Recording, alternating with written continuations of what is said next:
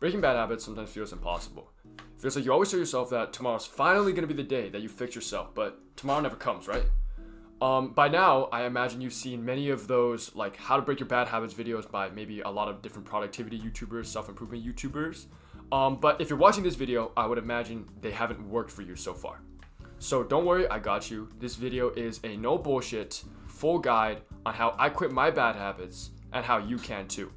But one thing I want to say before we get into this video is that if you actually want this video to help you and to make real change in your life, okay? So you're not just watching this video to productively procrastinate and feel like you're doing some like productive shit. You want this video to actually help you change your life.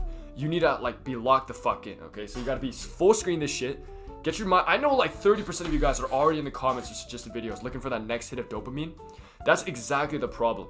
Always looking for the next hit of dopamine and giving in to the urge is what spawns like 99% of your bad habits. So if you want this video to truly help you, like I highly recommend full screen this video, like dedicate some time to this. It's only like what, 20 minutes long, okay? So 20 minutes out of your day can have like a huge impact. So full screen this, no comments, no suggested videos, and just watch this with like pure intention and curiosity. Now that you're focused, let's explain how I quit my bad habits. And I did this through the Atomic Habits framework. So you probably know the book Atomic Habits. It's a very well-known self-improvement book, the performative male epidemic, so everyone's fucking talking about it. Don't call me a performative male, okay? I read this shit like years ago. We're gonna follow the Atomic Habits framework of quitting bad habits because that's what I did, that's what worked for me, and that's what I know is actually effective. And the reason it's so effective is because it follows like your biological mechanism of giving into your bad habits. So I'll explain this really quickly because I know that was like a terrible explanation. It starts off with the urge, right? You get an urge or a trigger that makes you like start to think of that bad habit, okay? So you get the urge, the trigger could be anything. Then you get the craving. So that's when you start to crave your bad habit. That's when you start to actively think about it in your brain and you're like, oh, I want to do that thing. Then you get the response. That's when you actually like go and decide, you get up, you take some action, you actually go do said bad habit. The last thing is reward. So after you do this bad habit, usually you get a dopamine spike, right? So that's your reward. But what happens after this dopamine spikes is it crashes all the way back down below your baseline. So you're actually more unhappy than you were before. The way you're gonna beat your bad habits is with 4 laws that tackles each of these like steps into your bad habit cycle. Let's start off with the very first law, which is make it invisible. This law is created to remove your urges, right? To make sure you don't get the urges, to make sure you don't even get like triggered. And the way we're gonna do that is through out of sight, out of mind. If you don't see it, you don't interact with it, it's not gonna like pop up in your brain, okay? So you're gonna have all these things that trigger your bad habits, okay? And a lot of us don't know them, okay? But they exist. It's a skill to be able to identify them. So the first real practical tip I wanna give to you is to change your environment drastically. Because your current environment just invites bad habits, okay? You have a bunch of things in your room that your brain associates with bad habits. Maybe it's like a chair, right? A chair that you always sit in to scroll. Or it's like on your computer, right? It's a particular video game or something. You wanna make sure all of these things are invisible to you. That you don't see them so that way you don't get triggered, you don't get the urges, and then you don't waste like 8 hours like a fucking mind gonk zombie. So the first step, obviously, clean up your fucking room, right? If you got like junk food in your fucking room, clean that shit up, get out of here. Make everything nice, neat, organized, okay? I can't stress enough, organized, nice and neat, organize everything. That's like the very first step, have a clean room. The second thing is a bit more wishy-washy. I want you to identify what your triggers are, what your cues are, what things cause your urges. I'll give you a more specific example. What always happens to me is I get down to read, right? Because I read every day. Reading is super important. I always read every day. But when I'm reading, I get super tired. My heart rate lowers. Because my heart rate lowers and I'm more tired. And when I'm more tired, obviously, I have less discipline. I have less willpower. And my phone is fucking right there. It's right fucking next to me while I'm reading. It's very hard for me to resist the urge to pick up my phone and go scroll. So this is like an example of like this loop, right? What I would do to make my phone invisible is I would just take my phone and not put it anywhere near me when I'm reading. That way, even if I do get tired, I don't have my phone right next to me that spawns this urge, spawns this trigger, right? So I'm not gonna lie to you, it's like kind of work. Like you have to identify, it takes like time for you to identify what your associations are, but just take like 5 minutes, 10 minutes, whatever, 20 minutes, maybe after this video, think about what your associations are, what your cues are, what your triggers are, and think of ways to cut them out of your life. Most of the times, it's just like get them a distance away from you, right? Get your phone away from you, or delete apps on your computer, or, you know, throw out the junk food. The second law handles your craving response. So the second law is called make it unattractive. Basically, you already gave into the urge, right? So you're already sort of like thinking about it. And right now, when this happens, you're in a tug of war battle. You have your like diddy, monkey, retarded, brain, zombie, ugly piece of shit side of you that's thinking, oh yeah, let's just like play video games. Let's just go scroll for an hour. You know what I'm saying? Let's just go eat junk food, yada, yada, yada. And you got like the smart version of yourself, the disciplined version of you, the conscious version of you that's going like, no, what the fuck, you piece of shit, right? Like I'm just trying to sit here, I'm trying to do work. I'm trying to read or something. And these two are in a tug of war right now. The goal of law number 2 is to basically strengthen like your smart side of you while weakening like the diddy side of you. And the way you do this is that when you get the urge to do the bad habit, when you get the craving, okay, think specifically about all the negatives associated with doing that bad habit and what you're gonna feel like after doing that bad habit. So I'll just give you an example, right? Because I like examples. I don't like it when people just say wishy-washy shit. Let's say I'm reading, same example as before, I'm reading, right? I'm on thing and I see my phone, okay? And I'm really tired and I forgot to put my phone away. So I failed law number 1 and I get the urge in my brain. Now I'm in this tug of war battle. Oh, do I keep reading or do I pick up my phone and just start scrolling? Instead of just like staying in this state of limbo, because that's what I did for so long. I just stayed in this state of limbo. And if you stay in the state of limbo, usually your subconscious diddy side of you is going to win this tug of war battle. What I started doing after reading Atomic Habits, I started keeping it in my brain. I started thinking about like, okay, well, what happens if I actually scroll? I'm going to sit here. I'm going to waste maybe an hour, 2 hours, 3 hours of my time. I'm not going to be able to read. After I scroll, I'm going to feel like shit. And then in the nighttime, before I end my day, when I do my reflections, I'm going to feel like I completely wasted a day. And I'm also going to feel like complete shit. The third law handles the response. Okay, so let's say, hypothetically, you got the urge and you lost the craving. Let's make it difficult for you to actually begin your bad habit. Basically, you want to increase the friction between you and your bad habit as much as possible. So an example of this is, like I said earlier, throwing your phone across the room. Now, instead of just grabbing my phone, I have to actually stand up, go walk, grab my phone, unlock it, right? The best example I have for this is actually the way I use my phone. So, you know, everyone's semi-addicted to scrolling, whatever. I was addicted to scrolling, right? On YouTube Shorts, Instagram Reels. The first step I did was I made my phone password super fucking long and I removed fingerprint and face ID. So now every time I want to scroll, I have to type in this super long fucking password that like gives me time to reflect on my actions. The next thing I do is I sign out of all my social media. So Instagram, I'm always signed out. Discord, I'm always signed out. I'm not really signed out at YouTube. So now every single time I want to scroll on Instagram Reels, I now have to sign in with my long ass Instagram password as well. And the third step is I have a blocker app called Stay Free, which can block Reels and Shorts. So now if I want to scroll, I also have to go to Stay Free, disable that feature, and then I can like go back and scroll.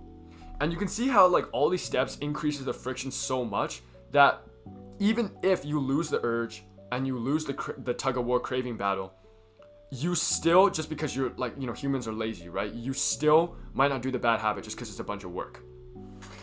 Like, think about it, right? If I'm just sitting here reading and I get tired, if my phone's right next to me, I have fingerprint ID and everything, I can just grab it. And within like 2 seconds, I can start scrolling. But now, if I'm like reading and I get tired, I have to stand up, get out of my chair, walk all the way across my house, grab my phone, or if it's in my mom's, I have to go ask my mom for my phone. Hey, mom, can I use my freaking phone? My mom might even say no because she's like, oh yeah, you gave me your phone and something and you told me you can't use it, whatever. Then I have to spend like 5 seconds typing in my long hoe-ass password, longer, like 8 seconds or something, to navigate through my ugly-ass black and white gray-scaled phone to Instagram, to sign into Instagram, and I have to be like, oh yeah, I blocked Reels, so I have to go to Stay Free, close Reels, and then I can start fucking scrolling. The whole ordeal took like a minute, 2 minutes, right? And when you increase this friction, it's way harder for you to actually give into your bad habits. So I just gave a bunch of real life examples. So everything I do with my phone, I recommend you do as well, like set a long password, yada yada yada. Another example is making your bed, right? So the thing I often do is I climb in because your bed's fucking warm, it's nice, it's comfy. So you climb in your bed, and that's where I usually end up scrolling. So what I do is I make my bed. So if I want to climb in, I have to like unfurl like these like nice organized sheets, and it kind of makes me feel a little bad. A bunch of this shit is stuff like I can't tell you specifically, but I can give you like an idea, and you can like sort of think of them yourself. The fourth and final step is to make it unsatisfying. And this handles like your reward part of your bad habit cycle.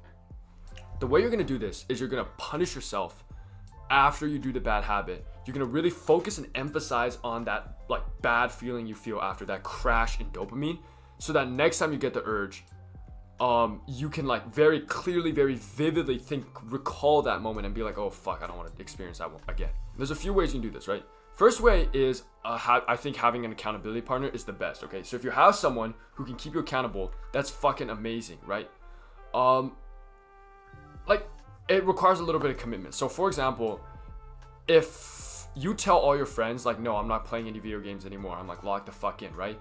But then you play video games anyways because you're still addicted to video games, you're still addicted to your bad habits. That's an example of an accountability partner, because now every time you go to play video games, you're gonna feel like a piece of shit because your friends are gonna see you online and they'll be like, huh, Ivan fucking lied to my face. He was like, oh, I'm gonna quit playing video games, and he's still fucking addicted, right? So that's one example of an accountability partner. The other one, the more obvious one, you can just ask someone like, hey, if you catch me playing video games, whatever, can you like, just beat the fuck out of me, whatever. Or, if you catch me playing video games, I owe you $5, yada yada. That's actually something I did with my sister. I was like, if you catch me playing video games, I owe you $5. And then not video games, scrolling. And then every time I think about going to scroll, or every time I would be scrolling, I just have this fucking like PTSD, like we're paranoia about like where my sister, because I don't want to give her like $5. But the best way I found is to reflect, okay? So I am a huge advocate for reflecting. I have like 3 videos on it. But if you reflect every day at the end of your day, and you gave into your bad habits, it really gives you like time to reflect and like feel and like think about like what a piece of shit you were earlier in the day. So if I waste 8 hours instead of doing any work, what happens in my reflecting session is like, fuck you, man. Like I wasted 8 hours. Like, I feel like a piece of shit. It sort of crashes that dopamine. But the thing is, like, you don't just want to stay down, right? What I usually do is I like use this as motivation. So I'm like, oh fuck, I wasted 8 hours a day. I cannot do the same thing tomorrow. Tomorrow I have to be super fucking locked in. I sort of turn it into a little bit of motivation. And then tomorrow, I usually have like a better day and I don't repeat like the same mistakes. So if I scroll for 8 hours a day, tomorrow I'm usually like, okay, let's steel myself. No scrolling tomorrow, right? And tomorrow, I usually scroll less as a byproduct. So reflecting every day is a very, very big one. I highly recommend that. And then reflecting every day is also going to let you like tweak your tactics, right? And reflect on what like your urges are or anything else or like your tactics that I've said in these videos. Okay, so that's that done. Okay, now you know how to quit bad habits. You have like this system you can follow. There's 2 things I want to say before I leave you guys off to go reflecting and thinking and identifying, yada, yada, yada.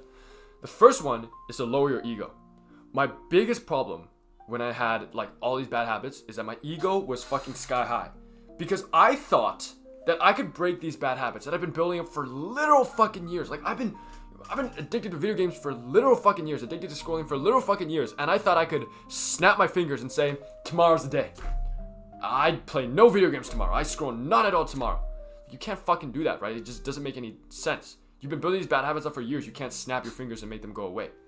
And the issue with this is that, obviously tomorrow, when I inevitably gave in and wasted hella fucking time playing video games, I'd feel so disappointed in myself that it would lower my mental health. I'd be like, fuck, I'm such a dumb, retarded piece of shit. Oh, I can't do anything, yada, yada, yada.